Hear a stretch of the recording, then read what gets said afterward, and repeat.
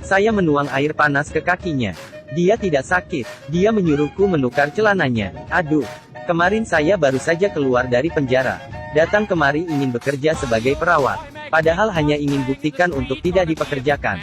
Sengaja mengejek pria ini, agar dia dengan cepat tidak mempekerjakan saya.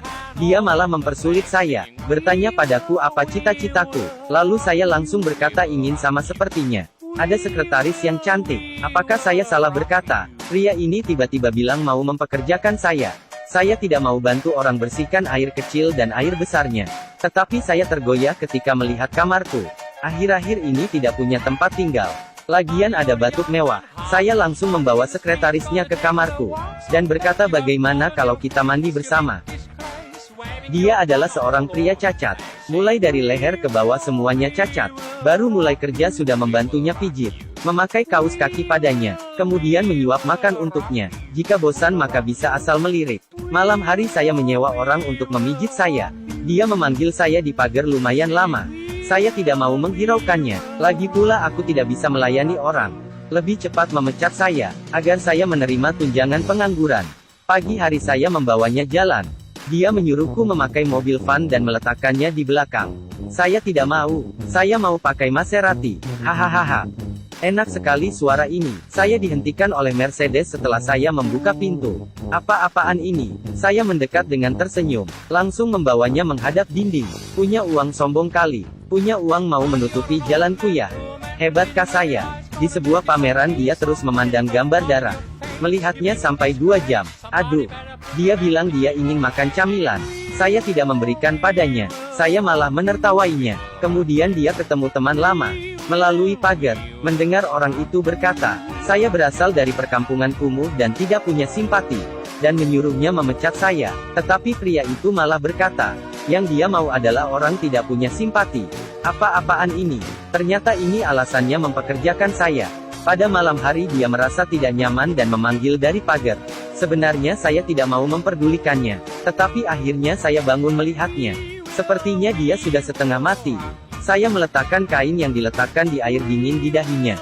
Untung saja, bos tidak mati. Hanya terengah-engah. Saya langsung mengerti. Saya bertanya padanya apakah dia masih bisa berhubungan. Dia memberitahuku tidak ada rasa mulai dari leher ke bawah. Untuk dia nyaman. Saya membawanya pergi pijat telinga.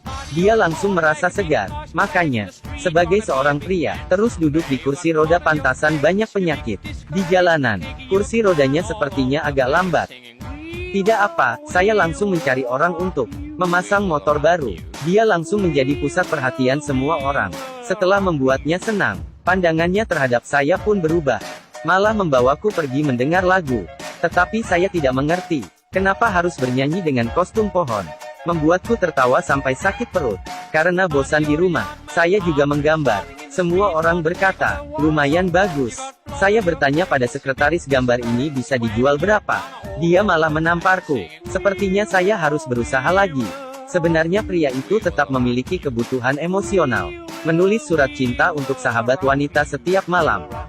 Yang tertulis matamu bagaikan permata menantikan kecemerlangan. Entah surat cinta apaan ini. Sekretaris langsung membalas. Lebih bagus daripada perilaku saya. Aduh. Jadi saya langsung mengambil suratnya. Menelepon nomor yang tertulis di surat itu. Kemudian meletakkan pada telinga pria itu. Akhirnya dia hanya bisa terus berbicara. Hehe, dan saya pun membawa sekretaris keluar.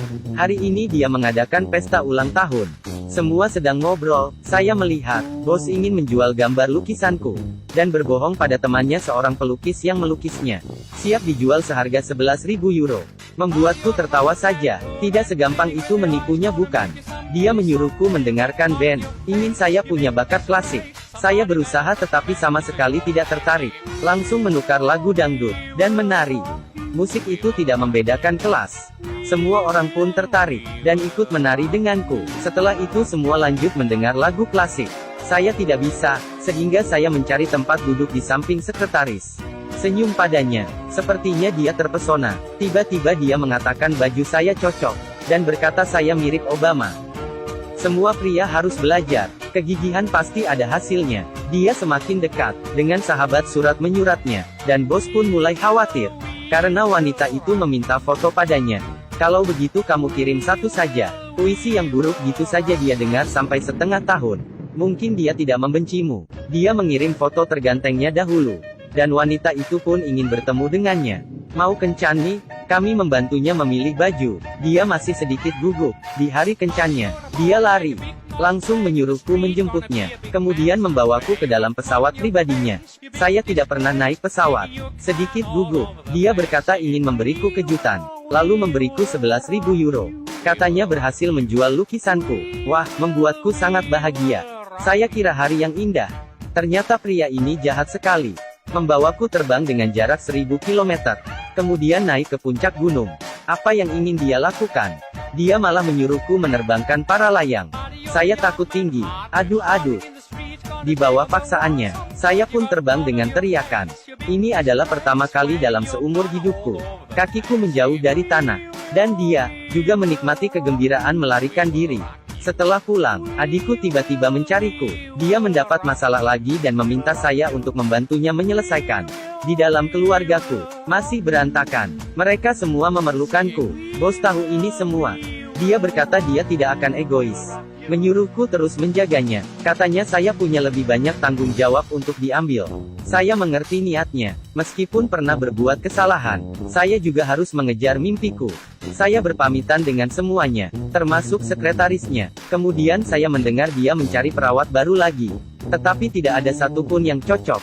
Tiba-tiba pengurus rumah menelepon saya suatu hari. Berkata pria itu sesak nafas dan menyuruhku segera ke sana. Saya tiba dengan senyuman. Kemudian membawanya jalan. Keesokan hari saya membawanya ke pantai. Memberitahunya saya ingin memberinya sebuah kejutan. Kemudian saya langsung membiarkannya sendiri di restoran. Dia tidak dapat bergerak. Saya menyuruh sahabat surat menyuratnya masuk. Akhirnya mereka ketemu. Dan mereka benar-benar menikah. Dan melahirkan 2 putri. Kalau saya punya 3 anak. Tetapi bukan dengan sekretaris. Ini adalah ceritaku dengan bos ini. Dia tidak menghina diriku yang hitam dan miskin. Saya juga tidak sengaja kasihan padanya. Jadi kami menjadi teman seumur.